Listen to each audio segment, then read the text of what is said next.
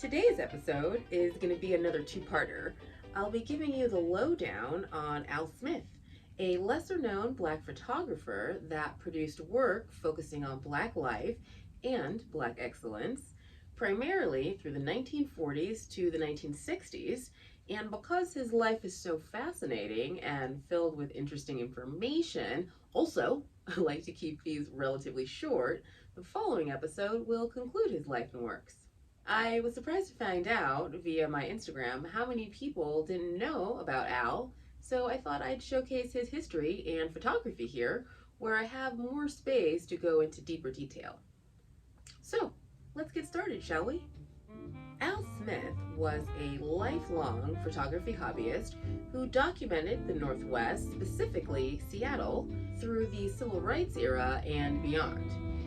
He was born in Seattle on April 4th in 1916 to Percy and Inez Smith, who were both originally from Jamaica. When the Great Depression hit and Al's father lost his job, out of a need to provide for his family, he signed on to sail with the Merchant Marines. Percy was often at sea during Al's childhood and returned home less and less until he eventually drifted away from his family. Meanwhile, his mother Inez worked cleaning houses. Inez may have been a maid, but she took great pains to speak the Queen's English, as they say, and often surprised her clients with her proper Bostonian English and vast vocabulary. With Percy gone, Sarah M. Whitley, an old friend of Inez's aunt, ended up fulfilling the role of grandma to Al and his sister Vera. Yes, sister. And she offered to pay the tuition fees for Al to attend O'Day, which was a private Catholic all-boys high school where he became the school's first African-American student. As a young lad, Al had shown an interest in photography, and at age 12, he was given a Kodak Brownie camera, thus beginning his lifelong obsession. A number of his earliest surviving shots are from the 1930s and are of Seattle's legendary black football team, the Ubangi Blackhawks, and the all-female basketball team, the Owls. He also joined, as the only black member, a local Boy Scout troop and was able to partake in their overnight camping trips, which was not a thing that was allowed generally at that time. So, pretty impressive. He also demonstrated an early interest in travel, once running away from home when he was in the 8th grade and jumping freight trains with a friend. His grandmother eventually figured out he was gone and called the police, and they found the boys in Denver and sent them back home. That incident did not diminish his sense of adventure, and Al would eventually go on to work as a Union Pacific train porter and on ocean liners. His first adventure started in the summer of 1935, right before what would have been his senior year of high school, where he'd gained notoriety as a point guard on O'Day's 1933 City Championship basketball team. Smith followed in his father Percy's footsteps and sailed with the Merchant Marine Union, a path that would take him overseas to China, Japan, and the Philippines. So the years pass, and Al hasn't seen his father for quite some time, but fate has a way of surprising you when you least expect it.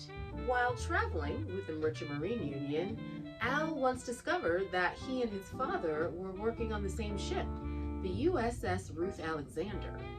Unfortunately, there were anti-nepotism rules put in place that made it difficult for the two to have much communication or direct contact, but Al does tell a super cute story where Percy actually found his son on ship and was able to offer him some secret wine.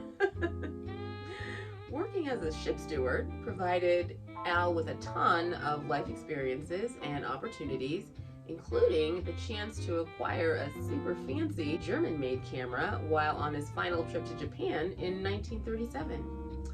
In 1938, fate stepped in once more, and while motoring down the Yangtze River in China, Al saw his father again.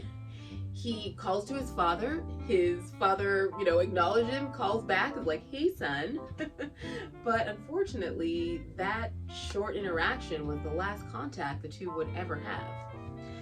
Fast forwarding to Seattle in 1941, Al was now a member of the colored branch of the Marine Cooks and Stewards Association and was helping prepare the USS Grant for a passenger run to Japan when one of his shipmates was visited by a girlfriend at the pier.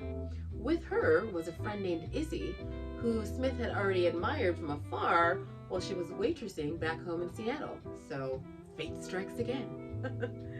Smitten by Smith, she mails him a letter, and he is very surprised, but also very pleased to receive it. And upon his return, they reconnect, and after a couple months of courting, did it fast back then, they were married on October 26, 1941, at the Immaculate Conception Catholic Church in Seattle's central area, a church they would attend for the rest of their lives. So Smith gets married and he settles into civilian life, and after a job working in the stockroom at Zucker's dress shop, he manages to find a better job at the Puget Sound Naval Shipyard in Bremerton, and Izzy moves up to a gig as a hat check girl downtown at a place called the Italian Club. Soon after marrying, Al began his side business called Al Smith on the Spot, where he would snap photos of patrons, dancers, and entertainers at various local nightclubs and concert theaters, and then, within a matter of days, mail them a print or deliver it back to them at the same club the following week. Y'all, he did this for only 50 cents a photo, so he definitely wasn't making a ton of money. He actually said that he started the business simply because it was fun, and he had more time to work on his hobby. Also, he loved the music, especially the jazz, even though he himself couldn't actually keep good time.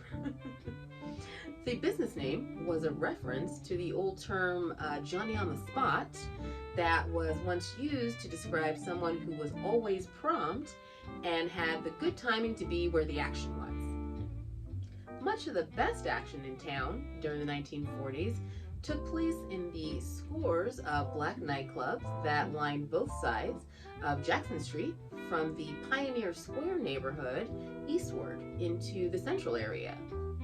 These were the jazz clubs where musical talents such as Ray Charles, Ernestine Anderson, and Quincy Jones honed their skills before breaking out as international stars. So Al's taking pictures and he's got this fancy camera, and now that he's got this fancy camera, it basically gives him instant credibility. He actually said that people took him more seriously and he could cross police lines, get backstage, even walk right out onto the stage, which he did. Among the estimated 10,000 plus images in his archives are shots of big-time touring musicians such as Louis Armstrong, Cab Calloway, Lionel Hampton, Duke Ellington, Count Basie, and dancer Katherine Dunham. Smith also captured images of prominent hometown jazz musicians, including pianist Oscar Holden, the Riesel Club Band, Floyd Franklin's band, I know guitarist Milt Green, and nightclub pianist Mercedes Weckler, among others. But there was a lot more than just music that was taking place out there. Al actually described the nightlife, and he said it was fascinating. He didn't get to know too many of the local musicians until later, but he was acquainted with the gamblers and policemen right away. He also confessed that during World War II, he would find some liquor and sell it down at the local clubs. Hopefully, I've wet your whistle for the rest of his history, which will be coming the Friday after next. And as always, if you liked what you saw, please like and subscribe. And I'll see you next time.